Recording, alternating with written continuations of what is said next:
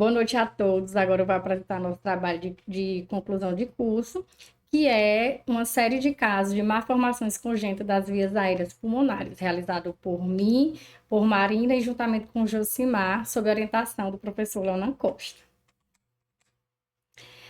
As malformações congênitas pulmonares representam um grupo heterogêneo de anomalias que resultam de falhas no crescimento, na ramificação ou na diferenciação do tecido pulmonar durante a embriogênese, entre ali a 4ª e a 17ª semana de gestação. Elas podem ser detectadas tanto no período pré-natal, neonatal, como também na vida adulta. Os tipos que a gente tem é o sequestro pulmonar, que ele é caracterizado pela presença de um tecido pulmonar não funcional que não se conecta com a árvore brônquica. Temos o enfisema pulmonar também, que ele ocorre por uma hiperinsuflação de um lobo, geralmente causado por uma obstrução, como alterações cartilaginosas, como também a atresia brônquica. Temos a agenesia pulmonar, que se refere a uma ausência total desse pulmão, e a hipoplasia, que é um desenvolvimento incompleto do pulmão. Já as malformações vasculares, elas são alterações como fístulas arteriovenosas ou problemas na drenagem venosa.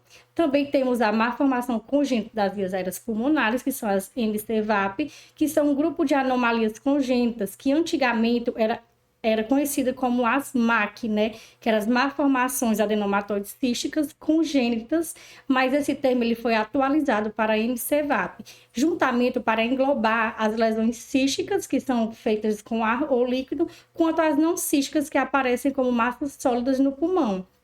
A etiologia das malformações congênitas das vias aéreas pulmonares ainda não é totalmente esclarecida, mas os estudos apontam que são alterações tanto na sinalização molecular, como também na interação entre os tecidos epiteliais e mesenquimais. Fatores genéticos, ambientais e até mesmo os infecciosos podem influenciar negativamente nesse processo. Do ponto de vista embriológico, a MCVAP, ela surge durante um período ali, no período pseudoglandular, entre a 7ª e a 17ª semana de gestação, que é uma fase crucial na formação da árvore brônquica e dos brúnquios bronquioalveolares. E quando tem uma alteração nessa ramificação ou diferenciação, se manifesta como cistos ou massas sólidas no pulmão. A epidemiologia, 25% dessas lesões pulmonares congênitas, elas podem ser vistas na pós-natal, e uma incidência estimada de 1 para 1.500 a 4.000 nascidos vivos. E também a gente tem a estimativa de 1 a cada 10 a 35 mil. Tem uma predominância no sexo masculino e 75% dessas lesões elas podem ser vistas no pré-natal. Geralmente são unilaterais e envolvem um único lobo. E para entendermos melhor, a gente tem a classificação de Stoker, né, que foi proposta ali por 1977 e teve uma revisão em 2002 e 2009. Essa classificação, ela divide as MCVAP em 5 tipos, né, e o tipo 0 e o 4, há literaturas que consideram obsoletos. O tipo 1 é o mais comum, representando ali 60 a 75% dos casos. Sua origem é brônquica ou bronquiolar, e na imagem a gente observa cistos ali entre 2 a 10 centímetros, com pequenos cistos periféricos. Muitas vezes é o de melhor prognóstico. O tipo 2, ele corresponde ali a 10 a 40% dos casos. Tem origem bronquiolar e ele se manifesta por múltiplos pequenos cistos, geralmente ali de 5 a 2 centímetros, frequentemente associado a outras malformações, como cardíacas, como renais. E o tipo 3 é mais raro, aparecendo ali 10% dos casos, né? Sua origem é no bronquíolo e dúcleo alveolar, e suas características principais é um aspecto mais sólido. E as lesões císticas, elas são ali em 5 milímetros, né? Essa classificação, ela é fundamental, tanto nas características morfológicas da lesão, como também para um prognóstico e a conduta clínica. O diagnóstico pode ser feito no pré-natal, como usando ali na ultrassonografia obstétrica, no segundo trimestre, o cálculo do CVR, né? Porque é uma ferramenta essencial e ele ele compara o volume da lesão com o perímetro cefálico, permitindo estimar o risco de complicações, a hidropsia fetal e a insuficiência cardíaca. Valores elevados do CVR indicam um maior risco e exigem um acompanhamento mais rigoroso. O tratamento depende da gravidade dos sintomas. Casos assintomáticos ou leves, eles podem ser acompanhados com exames periódicos, avaliações clínicas regulares. Já nas sintomáticas ou de risco ou complicações, como hemorragias, é indicado que seja feita uma ressecção cirúrgica. Nos casos mais graves ainda, no período pré-natal, podem ser necessárias intervenções intrauterinas, como a drenagem de cisto ou a colocação de shunts para aliviar a compressão. Dando início agora à descrição dos casos, iniciando agora pelo caso clínico 1, que é uma gestante de 37 anos, ensino médio completo, estando na primeira gestação. Na sua caderneta, ao todo, foram evidenciados 13 consultas pré-natais, qualquer tipo de comorbidade crônica, qualquer tipo de uso medicamentoso, consumo de álcool e de drogas, nega cirurgias e intervenções prévias e nega quaisquer intercorrências, tampouco infecções tanto bacterianas quanto virais durante o período gestacional. Iniciando agora, de acordo com as evidências, a partir do acompanhamento radiológico, ou seja, ultrassonográfico, iniciando a partir da primeira ultrassonografia do primeiro trimestre, que ocorreu às 18 semanas e 2 dias, foi evidenciada uma área hiperecogênica em hemitórax esquerdo, próximo ao diafragma, com um volume estimado de 1,2 centímetros cúbicos em relação à lesão. Teve ausência de vaso nutridor, o que fez a gente entrar numa hipótese diagnóstica de malformação de vias aéreas pulmonares. Com isso, foi recomendado um segmento seriado de ultrassonografias quinzenais. Entrando agora na segunda ultrassonografia do segundo trimestre gestacional, às 23 semanas, foi evidenciado um volume de lesão de 2,3 centímetros cúbicos, um aumento em relação à ultrassonografia anterior. Foi possível ser analisado o índice de CVR, estando 0,6, abaixo do limite de 1,6, indicando um baixo risco de hidropsia fetal. Entrando agora no terceiro trimestre, às 33 semanas e 1 dia, foi possível ser evidenciado uma massa hiperecogênica com volume estimado de 9,7 centímetros cúbicos, um aumento em relação aos anteriores, e também um aumento do índice de CVR de 1,46, ainda estando dentro do limite seguro para o feto. Agora, às 35 semanas e 6 dias, foi possível ser analisado uma massa hiperecogênica com um volume estimado de 10,5 centímetros cúbicos e um CVR de 0,33. A gestante ela optou por uma cirurgia, por uma cesariana eletiva, em ambiente hospitalar, com estrutura neonatal adequada. Não foi necessário nenhum suporte ventilatório ou internação em UTI neonatal. A evolução foi estável e satisfatória do neonato.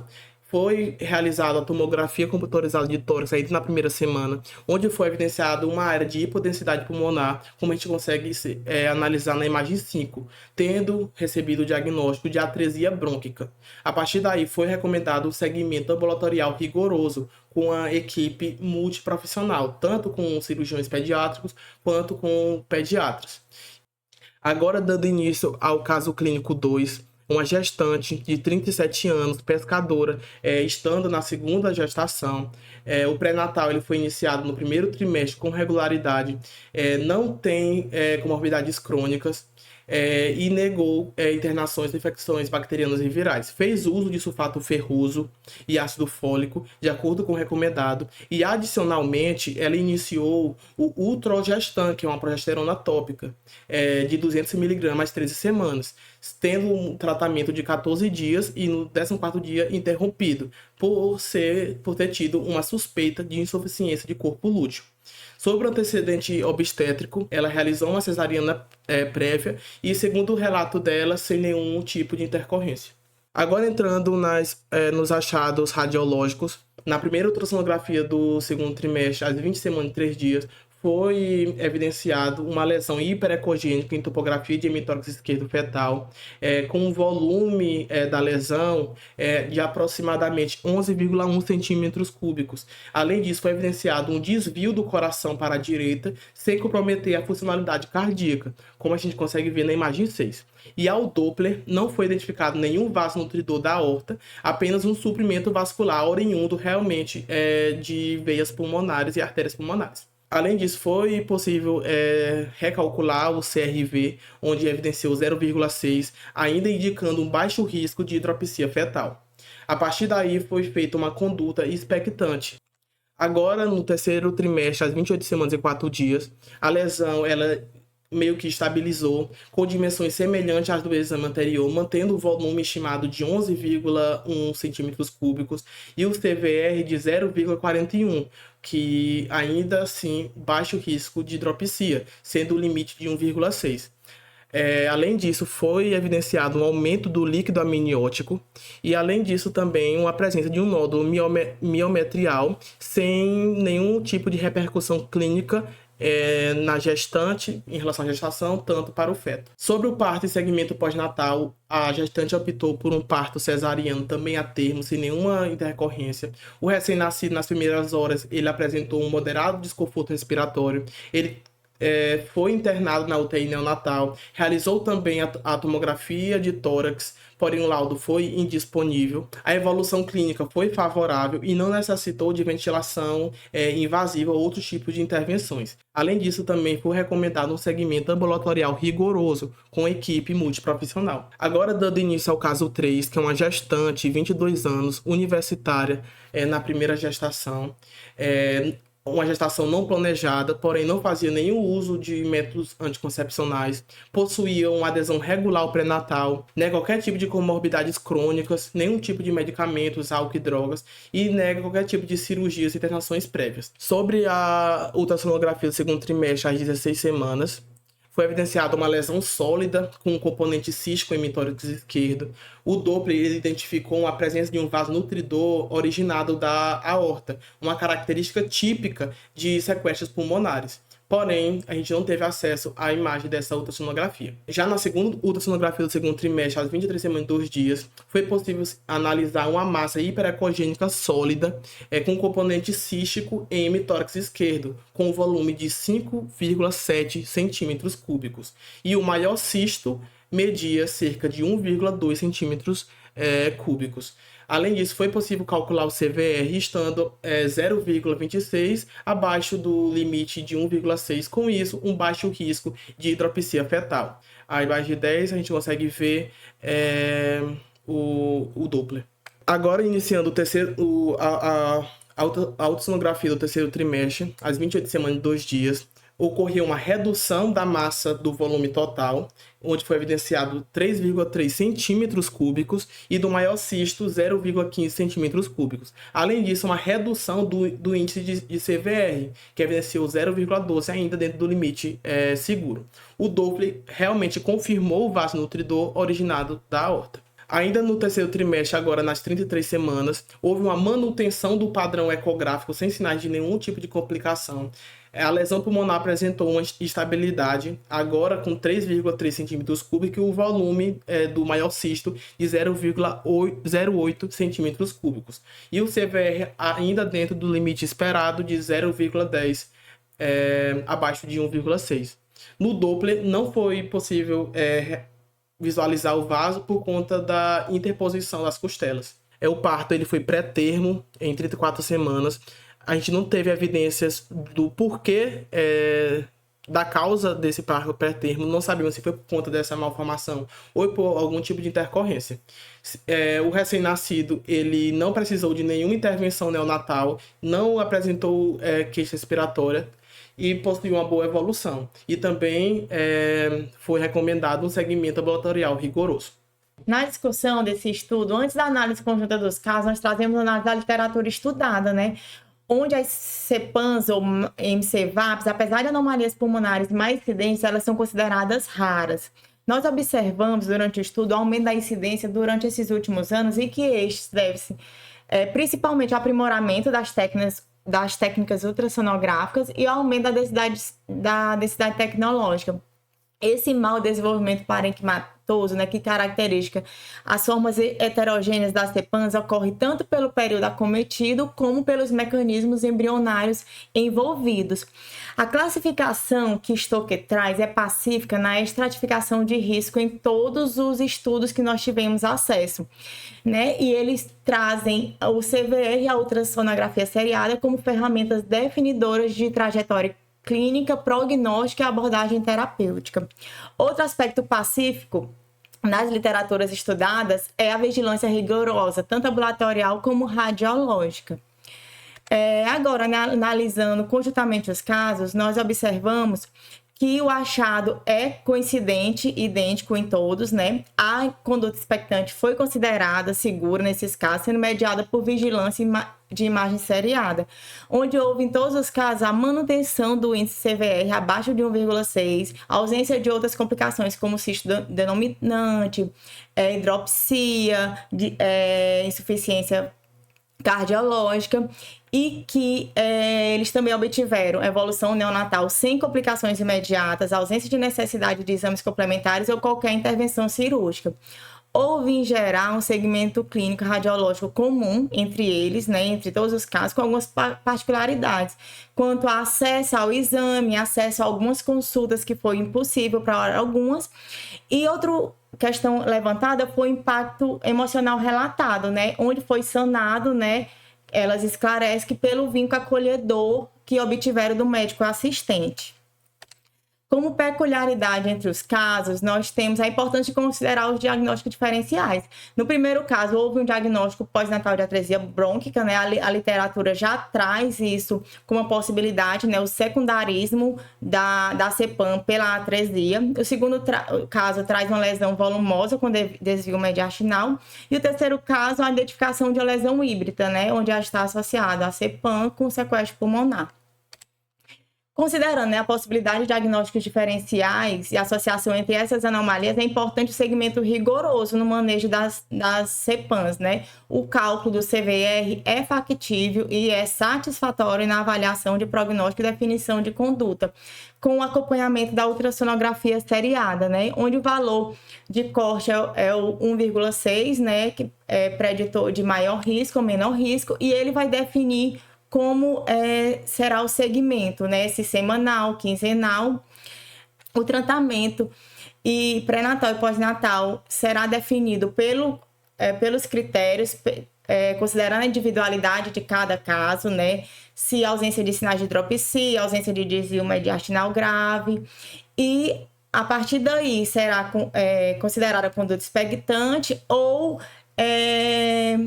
intervenções intraútero, como a utilização de corticoide, punção, né, o shunt, né, que é a derivação, intraparto, tem o exit, que é feito antes do complemento umbilical, e a ressecção cirúrgica, né, que há autores que defendem que é o único tratamento curativo, né, de cura definidora das CEPANs. Agora nós concluímos nosso trabalho, né, levantando a importância do diagnóstico diferencial. Então, por isso, a importância do acesso à ultrassonografia obstétrica durante a gestação, em período oportuno, né? Nós entendemos, né, que o aprimoramento dessas técnicas ultrassonográficas tem refletido diretamente na incidência dos casos e que o cálculo do CVR é factível e é seguro para um segmento pré-estruturado. A estabilidade das lesões e a ausência de sinais não descartam a necessidade de uma vigilância rigorosa. O estudo, né, também consolida por nossas percepções, que o uso de evidências e experiências clínicas para direcionamento das condutas é necessário, né, pela inexistência no Brasil de protocolos ou diretrizes específicas. Há apenas, né, nós achamos um manual de segmento de recém-nascido de alto risco da Sociedade Brasileira de Pediatria. O estudo, né, durante o estudo, a gente também encontrou lacunas importantes no acesso via saúde pública, né? E a gente também considera, né, que o segmento ele deve ser ampliado tanto na pediatria né, diante de investigações diagnósticas de queixas respiratórias das crianças, né, deve ser avaliado entidades congênitas, né, e também que deve ser aplicado, né, a clínica ampliada para a abordagem de uma dimensão integral psicossocial, que a gente achou que também é uma lacuna que ficou dos 3 casos. E assim, a gente encerra, aqui estão as nossas referências, a gente agradece e espero que tenham gostado.